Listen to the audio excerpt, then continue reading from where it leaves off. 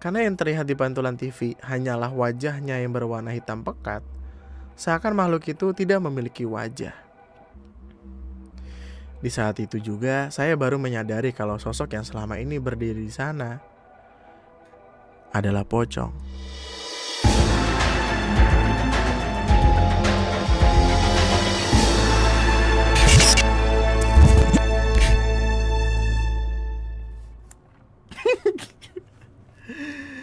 Bang, perkenalkan saya Lauren dari Surabaya. Aku ada cerita nih. Aku lupa waktu pastinya, tapi sekitar tahun 2015 atau 2016, aku kan ikut dalam organisasi kegiatan gereja.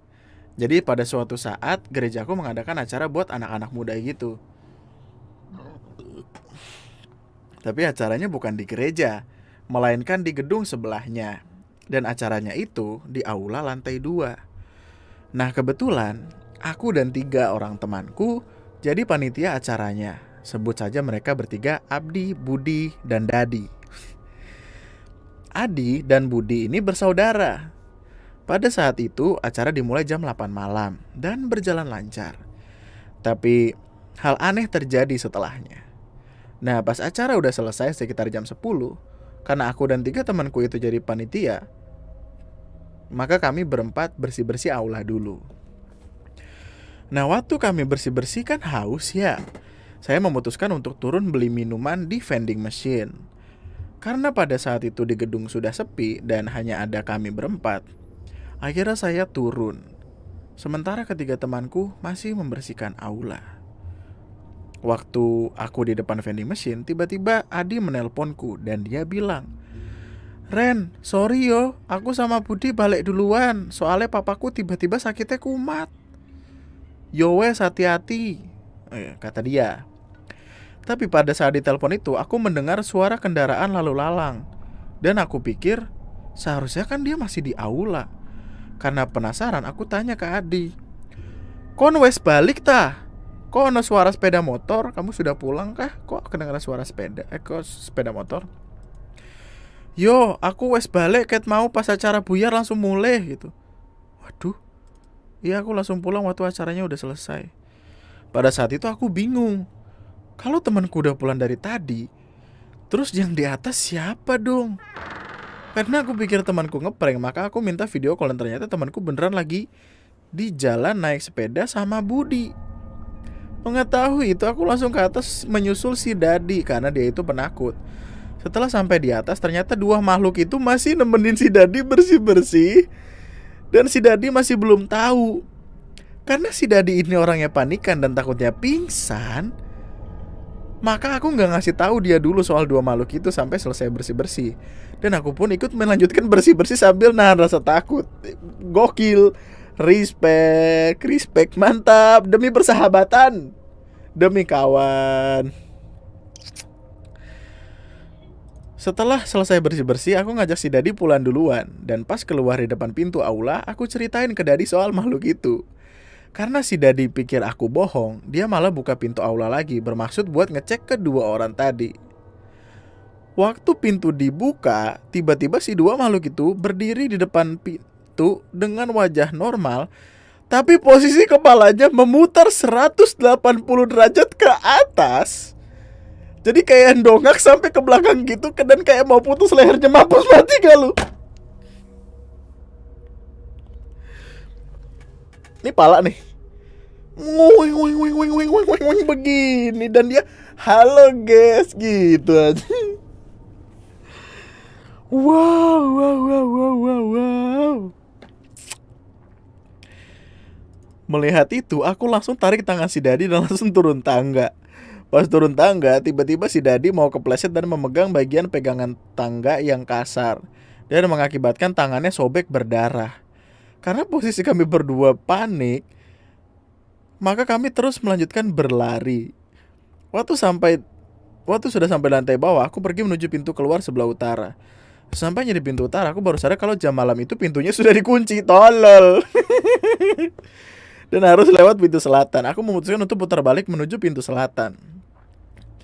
Pada saat aku menuju pintu selatan, otomatis kan aku melewati tangga waktu aku turun tadi. Tiba-tiba aku melihat si Adit turun dari tangga dengan berjalan mundur. Dan posisi kepala terbalik seperti tadi. Itu aku langsung lari bergegas menuju pintu selatan. Bener. Moonwalk. Moonwalk ke belakang, tapi kepalanya, ya Allah. Sesampainya di pintu selatan, tiba-tiba di pintu keluar aku dihadang sama si Budi dengan posisi yang sama seperti Adi tadi. Ya Allah.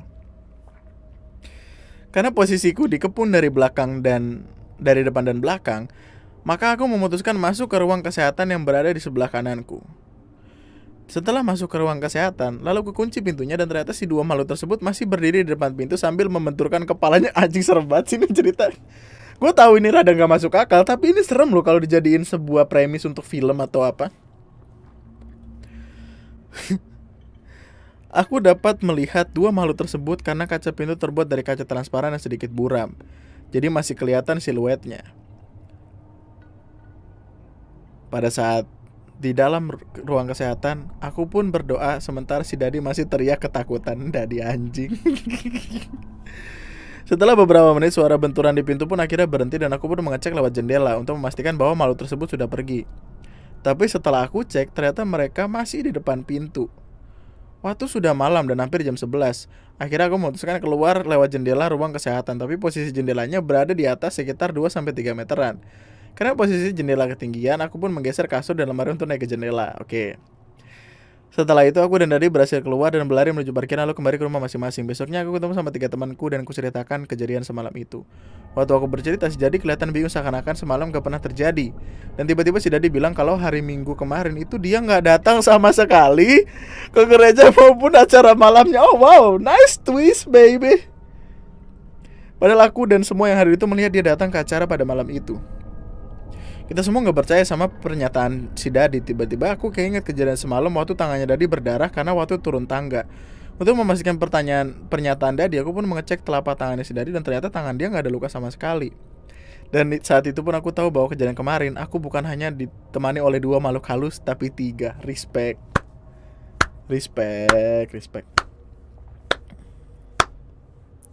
Waduh, respect.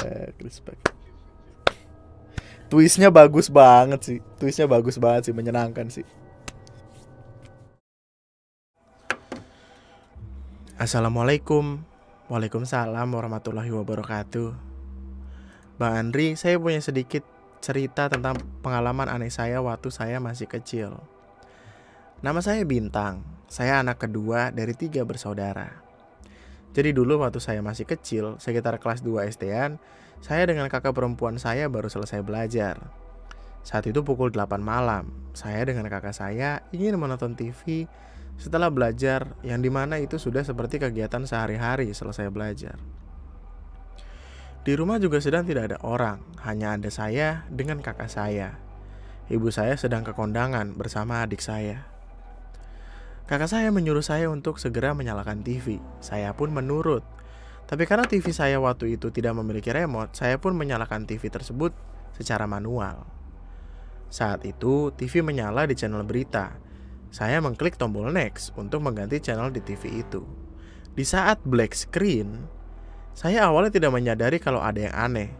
Sampai di black screen yang kedua, saya pun mulai menyadari kalau ada sosok putih tinggi yang terpantul dari layar TV di depan pintu kamar adik saya. Sosok itu sangat tinggi sehingga hampir setinggi pintu rumah saya. Oh Lord.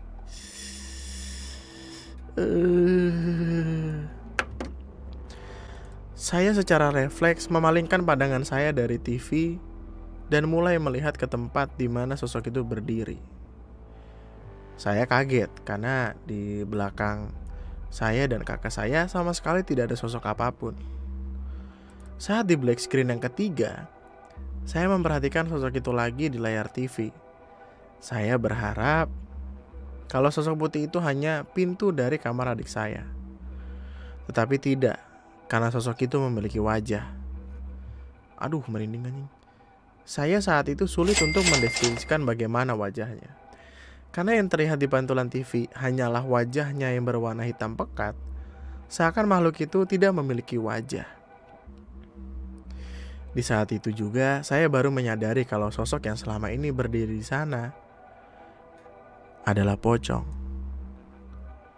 Saat di black screen yang keempat, pocong itu masih ada. Dan dia masih berdiri tepat di depan pintu kamar adik saya. Saya menyadari kalau pocong itu bukan hanya sedang berdiri di sana, tapi pocong tersebut seperti sedang memperhatikan kita berdua. Anjing, merinding langsung banget.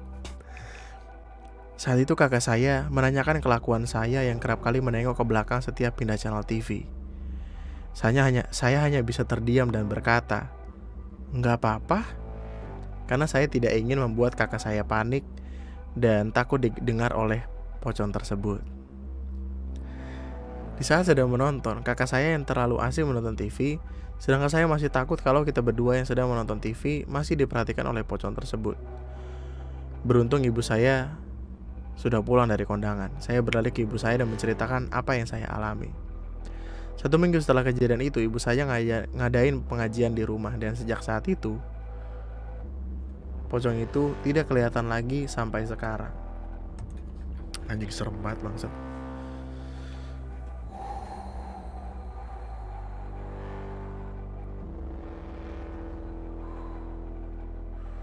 Dan ya udahlah, kayaknya itu penutup yang bagus cuy. Maksud gue, anjing ngilu banget bangsat.